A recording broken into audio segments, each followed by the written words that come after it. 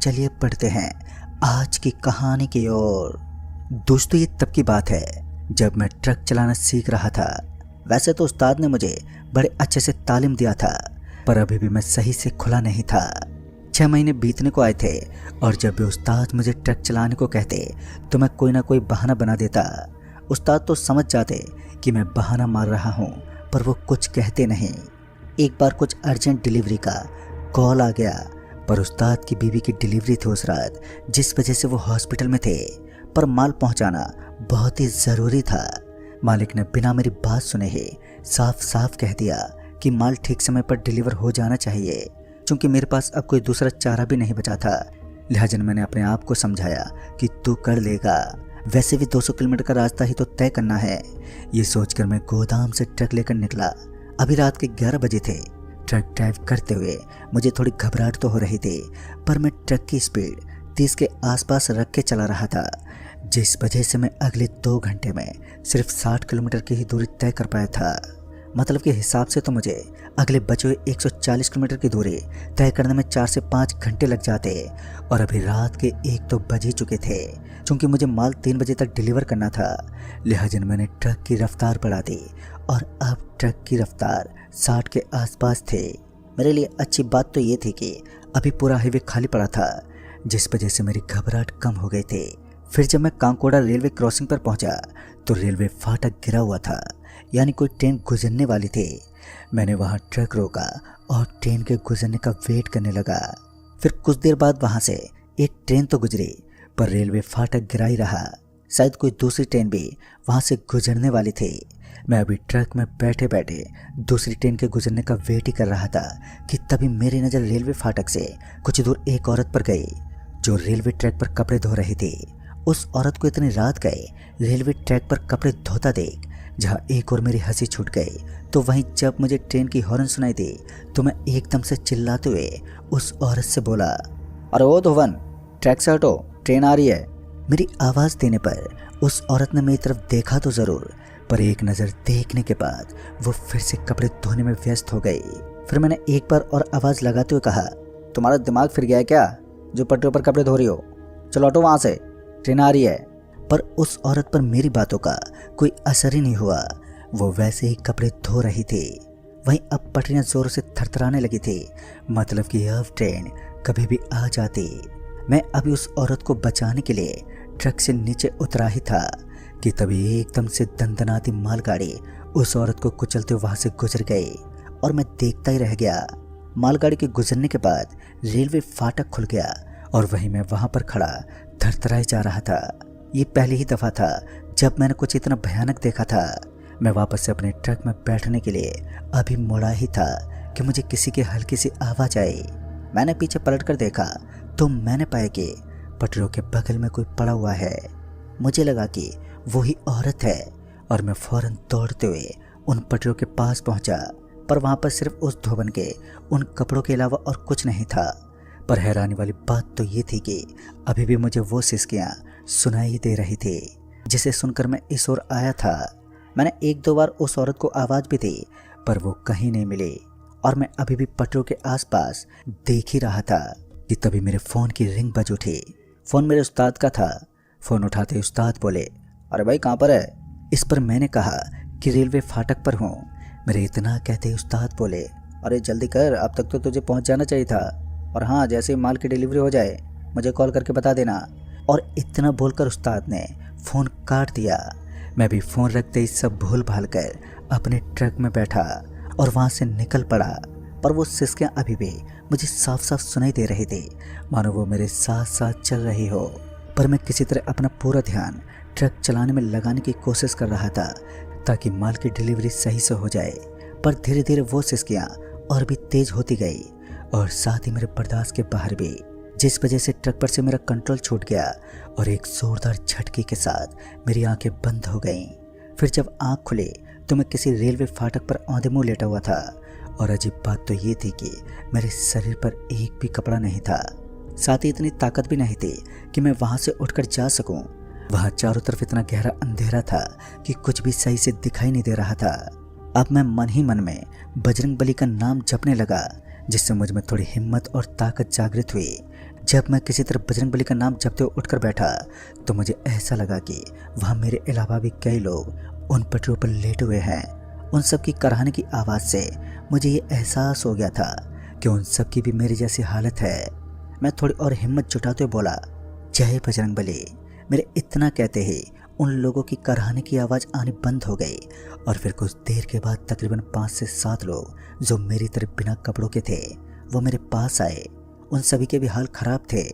मैं समझ चुका था कि इन्हें भी मेरी तरह नहीं पता कि हमारे साथ ये क्या हो रहा है, क्योंकि हम अभी उन पटरियों पर ही थे तो सबसे पहले हमें यहाँ से दूर हटने की बहुत ही ज़्यादा सख्त ज़रूरत थी। पता नहीं कब कौन सी ट्रेन हमें रौंदते हुए गुजर जाती। लिहाजा मैं और बाकी के सारे लोग पटरियों से हटकर थोड़ी दूर आ गए और सिर्फ 15 से 20 कदम चलते ही हम सारे इतनी बुरी तरह थक गए कि हम सारे वहीं किसी जिंदा लाश की तरह लेट गए। अब सिवाय सांस लेने के अलावा और कुछ नहीं किया जा पा रहा था। तभी पटरियों की तरफ से एक आवाज़ आई, अगर जान बचाना चाहते हो तो कमली धोबन से अपने कपड़े ले आओ, नहीं तो अगली ट्रेन तुम सभी की सांसें छीनते हुए यहाँ से गुजर जाएगी। और इतना बोलकर वो आदमी एक एक करके वापस से उन पटरियों पर खींचकर छोड़ने लगा। अब वो मुझे खींचते हुए पटरियों पर लेकर जाने लगा। वहीं जब मेरी नज़र उस पर पड़ी तो मैंने देखा कि वो एक बुढ़ा आदमी है जिसकी पीठ नीचे की तरफ झुकी हुई है। उसके चेहरे का रंग सफ़ेद पड़ा हुआ था। मैं उसे सिर्फ एक टक देखे जा रहा था। तभी उस बूढ़े आदमी ने मेरी तरफ देखा और फिर उसने पटरियों की दूसरी तरफ इशारा किया। हालांकि उस वक्त मुझे ये पता तो नहीं चल पाया कि वो किस ओर इशारा कर रहा है, पर जब वो मुझे उस पटरी पर छोड़कर गया तो मैंने पलटकर उस ओर देखा जिस ओर उसने इशारा किया था। पर उस ओर देखने पर मुझे कुछ भी नहीं दिखा। वह चारों तरफ इतना अंधेरा था कि 10 से 20 मीटर तक ही थोड़ा बहुत दिखाई दे पा रहा था। मैं अभी भी उस ओर एक टक देखे जा रहा था कि तभी मुझे ऐसा लगा कि वहाँ दूर कोई बैठा हुआ है। भले ही मुझे कुछ साफ साफ दिखाई ना दे रहा हो, पर उस ओर से आने वाली आवाज़ों से साफ था कि कोई ना कोई तो है वहाँ पर। मैं फिर एक बार बजरंगबली जी का नाम जपते हुए किसी तरह उस ओर सरकने लगा। फिर तकरीबन 10 से 12 मीटर सरकने के बाद मुझे वही औरत दिखाई दी जो उस रेलवे फाटक पर कपड़े धो रही थी।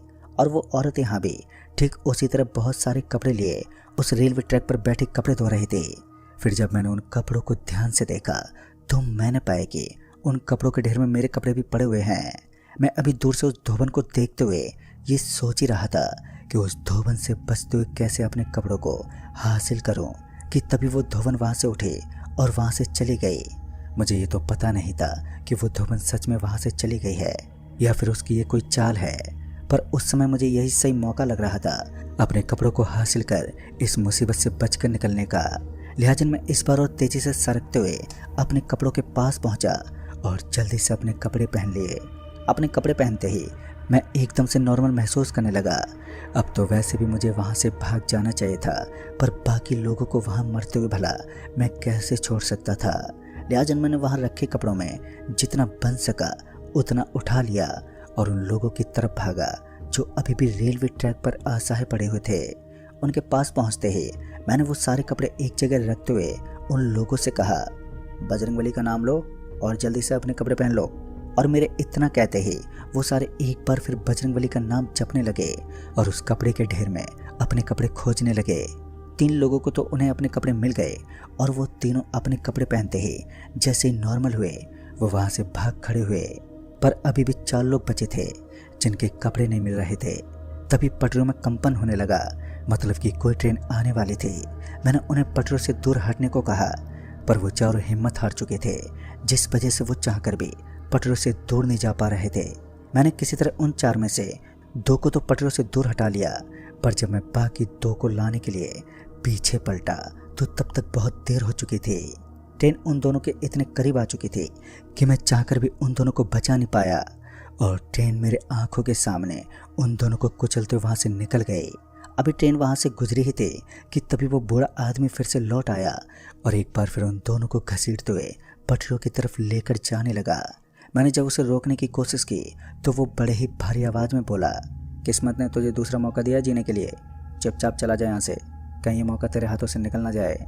उसकी बात सुनकर मुझे भी ऐसा लगने लगा कि मुझे सच में उन दोनों को उनके हाल पर छोड़कर चले जाना चाहिए। जो कभी भी मेरे शरीर से बाहर निकल सकती थी, वो इस बात को मानने को तैयार नहीं थे। और जैसे ही वो बूढ़ा आदमी उन दोनों को वापस पटरियों पर रखने के बाद गायब हुआ, वैसे मैं फिर से उन्हें सहारा देते हुए पटरियों से हटा लाया। पर मुझे लगा कहीं वो बूढ़ा आदमी फिर से ना जाए। ये सोचकर मैं उन दोनों को एक एक करके पटरी से काफ़ी दूर ले आया, जिस वजह से मैं भी बुरी तरह से थक गया था। अब किसी तरह लिफ्ट लेकर यहाँ से निकलना था, पर हाईवे से गुजरने वाली गाड़ी हमें देखते ही और भी तेज हो जाती।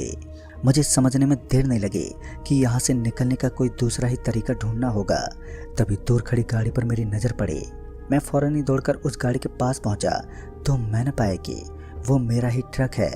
हालांकि मैं अपने ट्रक को वहाँ देखकर बहुत हैरान हुआ, पर साथ ही खुशी भी हुई।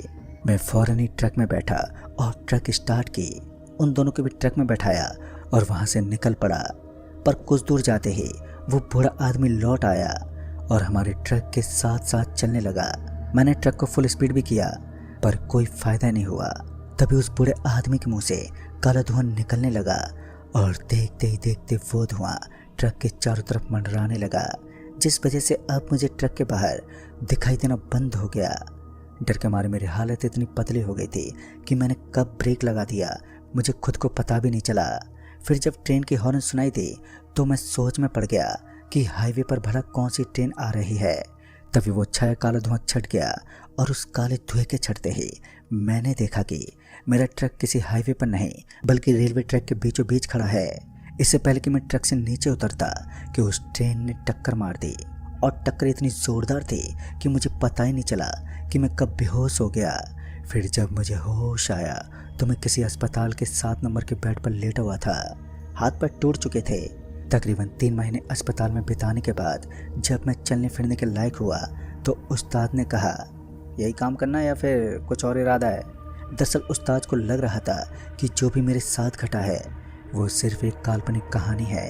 मैंने अपनी गलती को छुपाने के लिए एक भूतिया कहानी गढ़ दी है बस।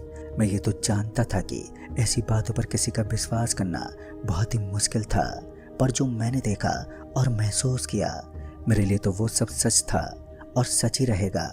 पर वो कमली धवन कौन थे और वो बूढ़ा आदमी, ये तो पता नहीं। पर उस रात बजरंगबली की कृपा से ही मैं बच पाया। फिर बीतते वक्त के साथ ये यादें धुंधली पड़ने लगी थी। पर एक रोज मुझे एक आदमी मिला जिसके साथ भी ये घटना घटी, और तभी उसने बताया कि बहुत पहले एक धोबन थी जिसका नाम कमली धोबन था। एक रोज उससे एक साहूकार के कपड़े गलती से फट गए, जिससे वो साहूकार उस धोबन को सजा देने के लिए 3 दिन तक लगातार कपड़े धुलवाए और वो कपड़े धोते धोते ही मर गई। जिसके बाद उसका पति उसकी लाश लेकर कहीं गायब हो गया। फिर कई साल बाद अचानक वो काली धोबन वापस लौट आई। अब जो भी उसे देख लेता वो धोबन उसके कपड़े उतार लेते, और कपड़े उतारते ही वो आदमी बेजान पड़ जाता है, जिसके बाद उसकी मौत हो जाती है। फिर उस कमली धोबन ने उस साहूकार के साथ भी वैसा ही किया, पर उसका गुस्सा आज तक वैसा ही है, जिसके चलते वो आज भी जिसे नजर आ जाती है और उसके साथ ठीक वैसा ही करती है। दोस्तों, ये सब जानने के बाद मुझे उस कमली धोबन के लिए बुरा तो लगा, पर वो जो मरने के बाद लोगों के साथ कर रही है वो भी सही नहीं है। खैर, मैं अब उस शहर से बहुत दूर आ गया हूँ और अभी सब कुछ बढ़िया चल रहा है। तो दोस्तों, इस कहानी में बस इतना ही। कहानी आपको पसंद आई हो तो वीडियो को लाइक शेयर जरूर कर दें और साथ ही नीचे कमेंट बॉक्स में जरूर बताएं